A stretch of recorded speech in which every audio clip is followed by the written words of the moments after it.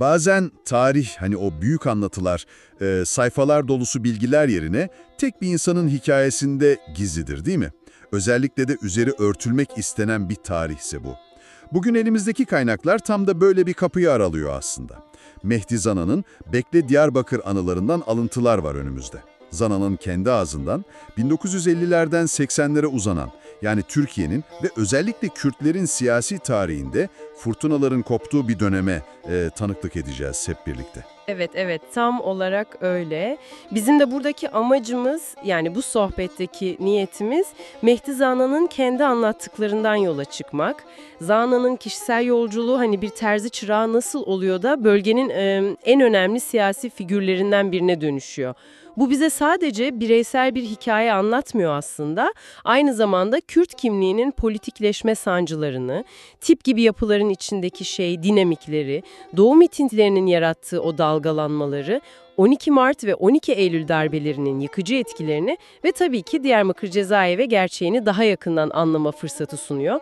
Bu kişisel anlatının o karmaşık döneme sizin için nasıl daha anlaşılır kılacağını göreceğiz umarım. Her şey aslında çok tanıdık başlıyor. İlkokul sonrası okulla arası pek iyi olmayan, hatta öğretmenden yediği bir dayak sonrası okulu bırakan bir çocuk Zana, o yıllarda anlattığına göre okumaktansa bir zanaat öğrenmek daha geçer akçe. Öyle görülüyor yani.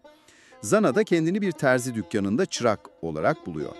Ama asıl dönüm noktası Niyazi Usta'nın yanında çalışmaya başlamasıyla geliyor galiba, değil mi? Kesinlikle Zana, Niyazi Usta'yı kültürlü, mantıklı, politik gelişmeleri takip eden, hatta tiyatroyla uğraşan biri olarak tanımlıyor. Çok etkilenmiş belli ki. Ve o terzi dükkanı Zana için bir nevi gayri resmi üniversiteye dönüşüyor adeta. Orada sadece iğne iplik konuşulmuyor tabii. Cigeri Guyd gibi Kürt şairlerinin şiirleri okunuyor, sosyalizm, komünizm üzerine hararetli tartışmalar yapılıyor. İşte politik bilincin ilk kıvılcımları burada çakıyor diyebiliriz. Bu sizin için şu anlamda önemli olabilir. Bölgedeki politikleşmenin sadece örgütlü yapılarla değil, bu tür gayri resmi, hani kültürel ve entelektüel sohbet ortamlarında da kök saldığını gösteriyor bize. Tabii gençlik heyecanları da eksik değil. Anılarında anlatıyor 14 yaşında aşık olduğu memur kızını görebilmek için sürekli kitap istemesi falan, hatta bilerek dizini yaralaması. Çok ilginç detaylar bunlar. Bir de pazarları şık giyinip Silvan sokaklarında dolaşma keyfi var. Ama siyaset sahnesine ilk adımını atması 27 Mayıs 1960 darbesiyle oluyor. İlginç bir şekilde ilk başta darbeyi iyi bir şey sanıp seviniyor. Evet, 20 yaşında, toy bir genç o zaman. Darbenin ne anlama geldiğini tam kavrayamıyor başta. Binbaşının müjdeli haberi, komitedeki tanıdık isimler falan bir umut veriyor belki de. Ancak radyodaki marşlar, NATO ve SENTO'ya bağlılık yeminleri, sıkı yönetim ilanı derken durumun farkına varmaya başlıyor. Bu ilk tepki aslında o dönem toplumun bir kesimindeki beklentiyi ve sonrasındaki hayal kırıklığını da yansıtıyor bir bakıma. Askerlik dönemi ise Irak'taki Barzani hareketini takip etmesiyle Kürtlük bilincinin daha da keskinleştiği bir dönem oluyor onun için. Her peşmerge ile birlikte savaşıyordum diyor mesela. Ve sonra Türkiye İşçi Partisi, yani TİP, 1963'te Diyarbakır'da tip tabelasını görmesi onda müthiş bir heyecan yaratıyor ve hemen Silvan'da teşkilatı kurma işine girişiyorlar arkadaşlarıyla. Bu örgütlü siyasete attığı ilk ciddi adım aslında, ancak bu adım hem dışarıdan hem de içeriden tepkilerle karşılanıyor tabii. Hem de nasıl? Bir yanda komünistlerle konuşan cünüp olur diyen nurcuların baskısı var. Diğer yanda bazı dindarların Zana'yla konuştuktan sonra gusül abdesti alması gibi trajikomik olaylar yaşanıyor. Ama daha önemlisi tip içinde de Doğu sorunu, yani Kürt meselesi ciddi tartışılmaya başlanıyor. Faik Bucak'ın bir kongrede doğrudan parti lideri Aybar'a Doğu için ne yapacaksınız diye sorması bu tartışmanın fitilini ateşleyen önemli anlardan biri. Bu durum partinin genel sosyalist çizgisiyle Kürtlerin özgün talepleri arasındaki o potansiyel gerilimi de size hissettiriyor aslında. İşte bu gerilimli atmosferde Doğu mitingleri başlıyor. Zana özellikle Silvan mitinginin örgütlenmesinde ön saflarda yer alıyor. Anlattığı bir sahne çok çarpıcı.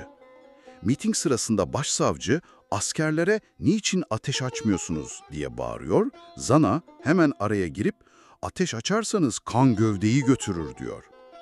Bu an hem devletin o dönemki sert tavrını hem de Zana'nın kitle üzerindeki etkisini ve yani risk alma kapasitesini gösteriyor bence. Kesinlikle. Miting sonrası tutuklamalar ya halkın buna tepkisi de çok önemli. Halkın tutuklananlara yemek götürmek için yarışması müthiş bir sahiplenme göstergesi. Adliye için kullanılan tornaca lakabı da çok manidar. Hani filinta girer av tüfeği çıkar misali. Halkın adalet sistemine olan güvensizliğini çok net özetliyor bu. Bu mitingler sonra Sivirek, Batman, Tunceli, Ağrı gibi yerlere de yayılıyor ve ciddi bir siyasi hareketlilik yaratıyor bölgede. Öyle ki dönemin muhalefet lideri Ecevit bile iktidardaki Adalet Partisi'ne bu doğudaki kıpırdanmalara karşı ortak hareket çağrısı yapmak zorunda kalıyor. Yani gündemi belirliyorlar bir nevi. Siyasetin yanı sıra kültürel faaliyetler de var tabii. Tiyatro çalışmaları yapıyorlar, buzlar çözülmeden oyununu sahneliyorlar mesela. Batman'daki petrol işçilerini örgütleme çabaları da var.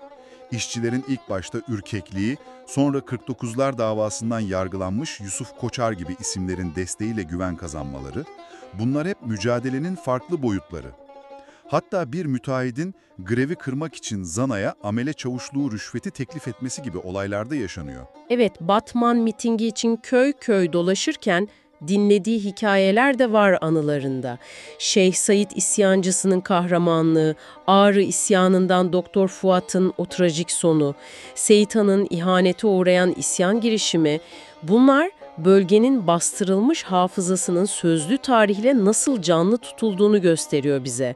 Çok değerli bence bu aktarımlar. Kaymakamın mitingi engellemek için Diyarbakır'a kaçması ve Zana'nın peşinden gidip onu otelde yakalaması gibi olaylar da yani mücadelenin ne kadar kişisel ve çetin geçtiğinin bir kanıtı adeta. Ancak tip içindeki ayrışma da giderek derinleşiyor. Sosyalistlerle Kürt milliyetçileri arasındaki gerilim artıyor maalesef.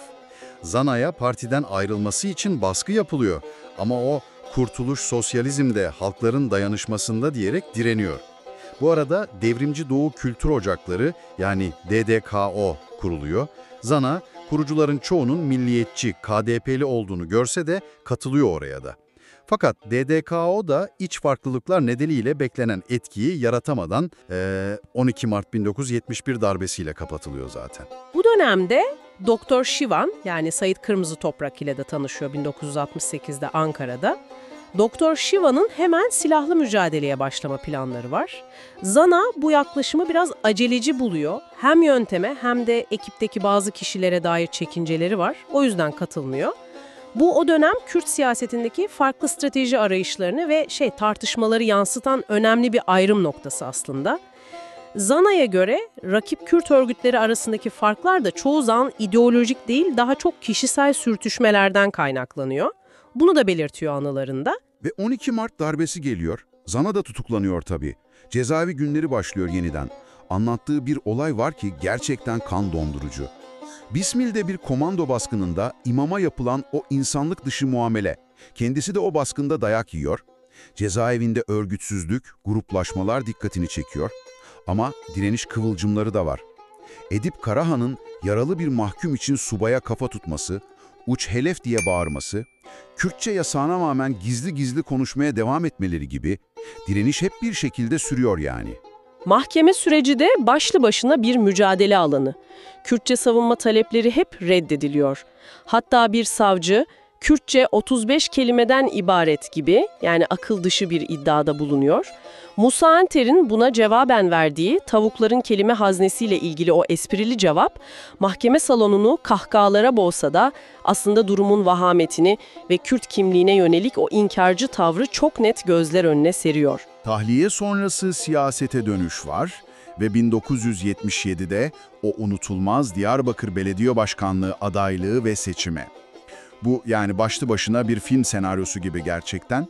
Parasızlık içinde, etrafındakilerin manyakça karar demesine inat yola çıkıyor. Kemal Burkay gibi bazı eski yol arkadaşlarından destek göremese de, özellikle üniversiteli gençlerin yaratıcı kampanyaları, hani o dev poster gibi ve halkın sessiz ama derinden gelen desteğiyle Mesela telefon ücretini almayan PTT memuresi gibi detaylar var, imkansızı başarıyor. Seçim gecesi valinin tutuklama tehdidine karşı yarın başkanım engelleyemezsiniz diye rest çekmesi de kararlılığını gösteriyor. Belediye başkanlığı dönemi ise kelimenin tam anlamıyla bir kuşatma altında geçiyor diyebiliriz. Zana'nın seçilmesi devletin kurulu düzeni için ciddi bir tehdit olarak algılanıyor. Öyle ki dönemin Genelkurmay Başkanı Sancar'ın Zana'yla tokalaşmamak için Diyarbakır'a törensiz gelip gittiği anlatılıyor anılarda. Düşünün yani. Polis ve valilikle sürekli bir sürtüşme hali var. Makam arabası sürekli çektiriliyor. Resmi törenlerde dayatılan metinleri okumayı reddediyor. Belediye hizmetleri yani asfalt, su, elektrik gibi temel şeyler bile sürekli sabote edilmeye çalışılıyor. Çok zorlu bir dönem onun için. Kolera salgınını kamuoyuna duyurması bile başına iş açıyor. Bakanla polemiğe giriyor, vali turistler gelmez diye baskı yapıyor falan. Bu, merkezi yönetimin yerel iradeyi seçilmiş bir başkanı nasıl boğmaya çalıştığının çok somut bir örneği aslında. Bir de Genel İş Sendikası'nın grevi var o dönemde. Zana, grevin arkasında siyasi rakiplerinin yani Özgürlük Yolu grubunun olduğunu düşünüyor. Grevi kırmak için gizlice İzmir'e gidip sendika liderleriyle yazlıklarında görüşmesi falan. Bunlar yerel siyasetteki o karmaşık ilişkileri ve rekabeti de gösteriyor bize. Uluslararası alanda da yankı uyandırıyor başkanlığı. Mesela Fransa Sosyalist Belediyeler Birliği'nden 15 otobüs hibe ediliyor Diyarbakır'a. Ama bu otobüsler bile gelirken Hür Kürdistan otobüsleri gibi sansasyonel başlıklarla karşılanıp içinde silah var diye gümrükte alıkonuluyor.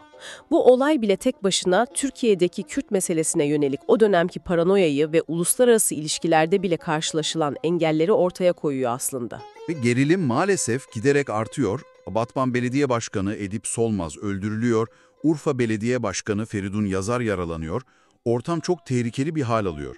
Zana'nın Cüneyt Arcayürek'e verdiği bir röportaj var, sonrası olay oluyor. Kürdistan Cumhurbaşkanı'nın evinden geliyorum manşeti atılıyor ve ortalık karışıyor. Sol içi çatışmalar da tırmanıyor o dönemde. Zana arabuluculuk yapmaya çalışıyor ama pek başarılı olamıyor. Bağlarda 3 kişinin öldürülmesi ve olayda polis parmağı olduğu şüphesi, bunlar hep yaklaşan o büyük fırtınanın habercisi gibi sanki. Ve 12 Eylül 1980 darbesi, Zana için ikinci ve çok daha ağır, çok daha travmatik bir hapis dönemi başlıyor maalesef. Edirne'de belediyeye ait bir iş makinesini teslim almaya gitmişken darbe oluyor ve kısa süre sonra tutuklanıp Diyarbakır 5 Nolu cezaevine gönderiliyor. İlk sorgu, işkenceler, anlattıkları korkunç, falaka, askı, elektrik, insanlık dışı muameleler. Özellikle cezaevi müdürü Esat Oktay Yıldıran dönemi, Zana'nın kendi ifadesiyle bir insan mezbahası. Yani anlattıklarını okurken kanınız donuyor. Lağım temizletme, yerdeki ıslaklığı mahkumların göğsüyle kurutma, cop sokma, dışkı yedirme. Akıl alır gibi değil. Konuşmak, gülmek, uyumak, hatta gökyüzüne bakmak bile yasaklanmış. Bu yani sistematik bir vahşet ortamı. İnsan onurunu tamamen yok etmeyi hedefliyor. Tabii bunun sonucunda psikolojik çöküntüler, intiharlar, delirmeler yaşanıyor cezaevinde. Çok ağır bedeller ödeniyor. Ancak bu korkunç karanlığın içinde inanılmaz direnişler de filizleniyor. Bunu da görmek lazım. Mazlum Doğan'ın Nevroz gecesi kendini feda etmesi adeta bir meşale yakıyor. Ardından Ferhat Kurtay, Necmi Önen, Eşref Ayınık ve Mahmut Zengin'in bedenlerini ateşe vermesi Dörtler olayı olarak biliniyor. Ve tabii 14 Temmuz 1982'de başlayan büyük ölüm orucu direnişi. Bu direnişte Kemal Pir, Hayri Durmuş, Akif Yılmaz ve Ali Çiçek hayatını kaybediyor.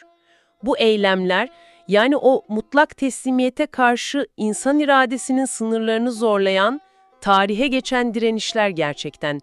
Sizin için bu direnişlerin anlamı belki de şu: en umutsuz, en karanlık koşullarda bile onurun ve kimliğin nasıl savunulabileceğini gösteriyorlar bize. Mahkeme süreci de bu direnişin bir başka cephesi oluyor aslında. Zana, savunmalarında ısrarla Kürt halkının demokratik haklarını savunduğu için yargılandığını söylüyor, baskıyla çözüm olmayacağını haykırıyor. Mahkeme kararlarını sloganlarla protesto ettiği için sürekli ek cezalar alıyor. Halepçe katliamı sonrası Kürtçe savunma yapmaya karar verince salondan zorla atılıyor. Dili yasak edilen birinin başka bir dili yasak etmesi alçaklıktır sözü de bu dönemden kalma çok güçlü bir söz bence. Cezaevindeki son büyük direnişlerden biri de tek tip elbise dayatmasına karşı oluyor. Bu direniş sonucunda bazı haklar kazanılıyor. Açık görüş, Kürtçe konuşma izni, yayın alma gibi. Gerçi sivil idareye geçilince bu haklar geri alınmak isteniyor ama yeni bir açlık greviyle tekrar elde ediliyor. Yani mücadele hiç bitmiyor. Avrupa Parlamentosu heyetinin ziyareti sırasındaki tavrı da ilginç. Türkiye'nin Avrupa Konseyi'nden atılmaması yönündeki cevabı hani yöneticilerin yaptıklarından halkın sorumlu tutulmaması gerektiği düşüncesine dayanıyor. Mehdi Zana'nın bu anıları özetlemek gerekirse bir terzi çıraklığından başlayıp bölge siyasetinin merkezine oturan, defalarca hapse atılan, ağır işkenceler gören ama yani asla vazgeçmeyen bir iradenin öyküsü. Bu sadece kişisel bir hikaye değil tabii. Aynı zamanda bir halkın kimlik arayışının, politikleşme sancılarının, ödediği ağır bedellerin ve bitmeyen direnişinin de bir özeti gibi duruyor. Kesinlikle öyle. Bu tanıklıklar sizin için o karmaşık ve acı dolu dönemi, hani rakamların ve soyut analizlerin çok ötesinde yaşayan, nefes alan bir insanın gözünden anlama imkanı sundu diye umuyorum.